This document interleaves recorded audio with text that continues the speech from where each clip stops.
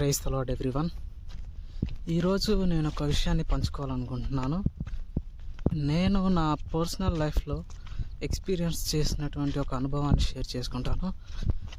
నేను ఎప్పుడైతే లోకానికి దగ్గరగా ఈ లోకాశలకు, ఈ లోకంలో ఉన్నటువంటి డిస్ట్రాక్షన్స్కి దగ్గరగా వెళ్తున్నప్పుడు దేవుడు తన పరిశుద్ధాత్మ శక్తి నాలో తగ్గుతూ వచ్చింది. నేను ఎప్పుడైతే దేవుడి మాటలకి దగ్గరగా వెళ్ళానో, దేవుని ఆజ్ఞను గైకొని నేను ఎప్పుడైతే దేవుడి మార్గంలో నడవడం స్టార్ట్ చేశానో, అప్పుడు నాకు పరిశుద్ధాత్మ శక్తి అనేది ఎక్కువగా హెల్ప్ చేయడం జరిగింది.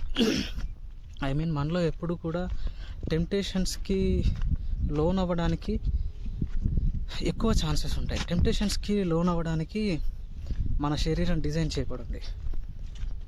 కానీ ఎప్పుడైతే మనం దేవుని వాక్యాన్ని మనలో ఉంచుకొని దాన్ని ఎప్పుడైతే ఆచరిస్తూ మన జీవితాన్ని గడుపుతామో, అప్పుడు దేవుని పరిశుద్ధాత్మ ఆటోమేటిక్గా మనకి చాలా బలంగా తన శక్తిని మనకి ఇస్తుంది, చాలా హెల్ప్ చేస్తుంది. అది నేను పర్సనల్గా నా లైఫ్లో నేను అనుభవించాను. అలానే మీరందరూ కూడా మీరు first of all at least try చేయండి. డైరెక్ట్గా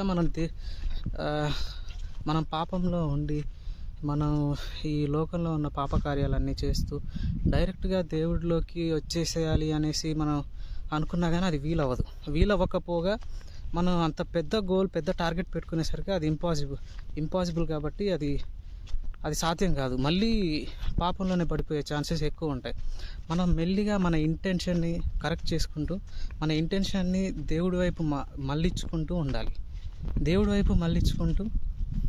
దేవుడి పరిశుద్ధాత్మ శక్తిని కోరుకుంటూ, ఆయన శక్తిని ఇవ్వమని అడుగుతూ, మనం ఎప్పుడైతే మన ఇంటెన్షన్స్ని కరెక్ట్ చేసుకుంటూ మన డైరెక్షన్ని మార్చుకుంటూ ఉంటామో, అప్పుడు పరిశుద్ధాత్మ దేవుడు మనకి ఎక్కువగా హెల్ప్ చేయడానికి చాలా అవకాశం ఉంటుంది. నేను పర్సనల్గా నా లైఫ్లో అనుభవించింది అది.